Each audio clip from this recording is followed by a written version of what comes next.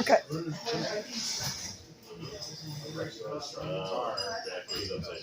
And so he switched all of his sounds. Testing, 1, 2. I'm sure you're all wondering why we asked you here tonight.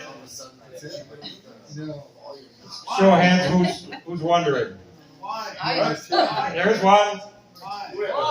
Yeah, two, everybody wondering. Well, I'm Barb. I'm Dangerous Bob.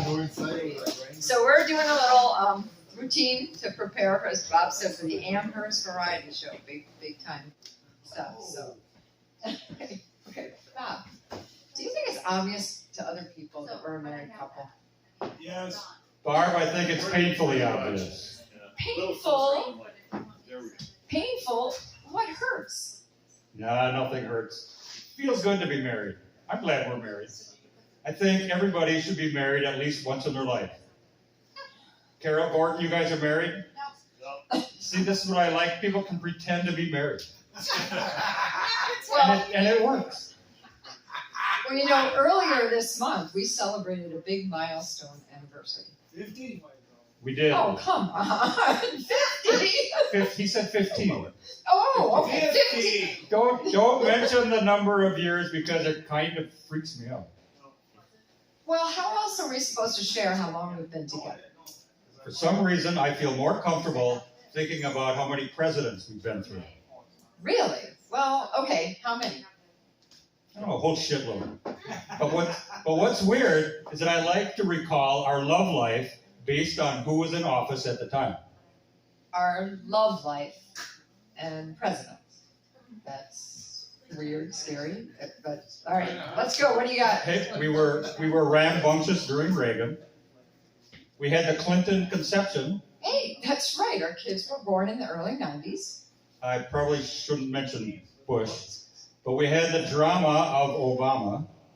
Oh, yeah. Our kids went off to school. We were empty nesters. There were a lot of ups and downs and ups, but mostly downs.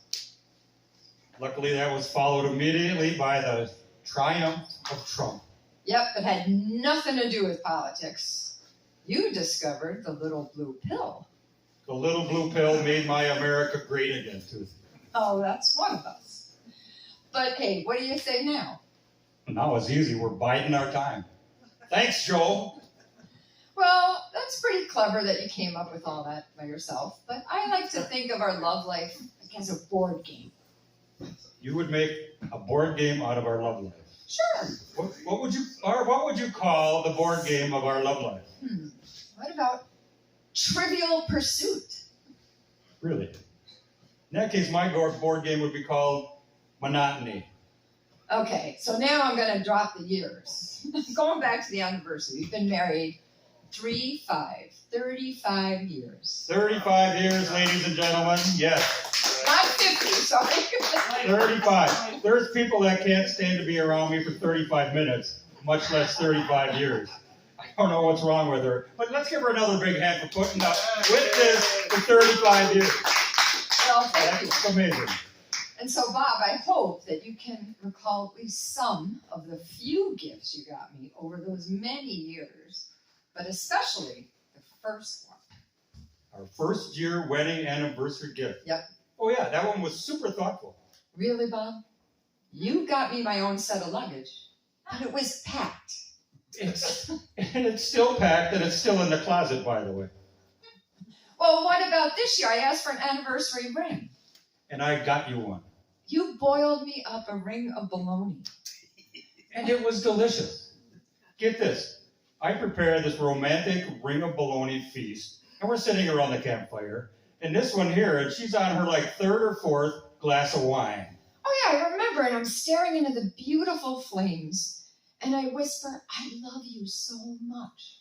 At that point, I had to say, Barb, is that you talking or the wine talking? So then I had to say it was me talking to the wine. God, she is so immature. I don't believe how immature you are. She's like a child. I'm immature. What about last night? Last night was an excellent example of your immaturity. Last night, I'm taking a bath. Barb came in and sunk all my boats. And I'm the immature one. Yes. You know, Bob, there are people who think you are the weirdest guy in Waupaca County. What are you going to do about that? We could move to a bigger county. No, seriously, aren't you the least bit embarrassed and ashamed? I worked on it. How so? I don't feel shame anymore. I decided. Besides, I have other virtues. I am a regular handyman. I am a do-it-yourself kind of husband. Well, I can't argue there, because when I ask you to do something, you say, do it yourself. But I take good care of myself. I go to the doctor 2, sometimes 3 times a year. Bob, the only reason you go to the doctor is you like going into a room where someone asks you to take your clothes off. Plus, in addition to that, I plan to live forever anyways. Yeah, and how's that working? So far, so good. But I tell you what, it's probably inevitable. I will have to go someday. We'll cash in all our chips. And I just hope that I can die in my sleep just like my grandfather. Yeah, that would be a good way to go. Quiet and peaceful. It probably was, except for the screaming of all the people that were in the car he was driving at the time. Okay, well, Bob, you have to admit, at least after all these years, we still have meaningful conversations. Meaningful conversations at this point. We spend almost all day yelling, "What?" to each other from different rooms. A typical day. Check this out. Hey, Barb, I'm looking for my other hat. What? I'm looking for my other hat. What? My other hat. What? My hat. What? We don't have a cat. What? What? We don't have a cat. No, I think I already looked in there. I'm going to look in the bedroom. What? Well, don't forget to flush and put down the seat. What? Flush and put down the seat. What? What? Flush. What? Flush. Don't tell me to hush. I live here too. What? What? What? What? What are you wearing? Why don't you go look for your other hat? What? What? This is how my life goes. What? This is typical, exactly. Shit No, like that. I'm only kidding. But Bob, I recall our wedding night as if it were yesterday. Oh no, you're not going to tell the honeymoon story. Oh yeah, God, it's a classic. So I get into my negligee, right? And I come out into the bedroom in the hotel room.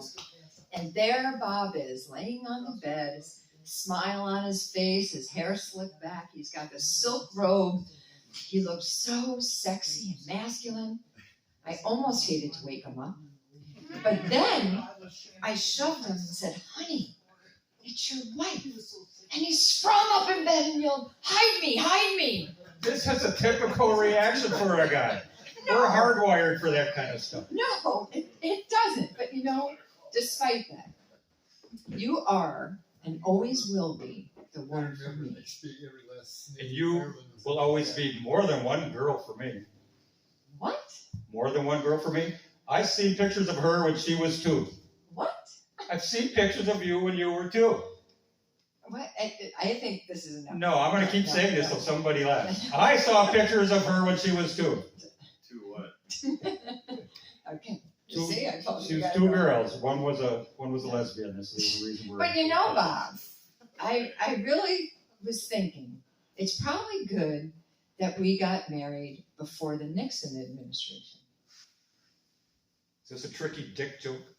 Well, yeah, I was I was wondering what you were going to do with Tricky Dick. You could try to get it down pat. Okay. All right. No, that's just good. Hey, thanks a lot. Appreciate you guys listening.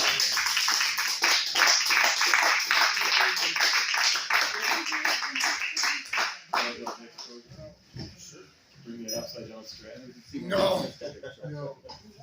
There's a telly and an Epiphone. You missed the. Nope.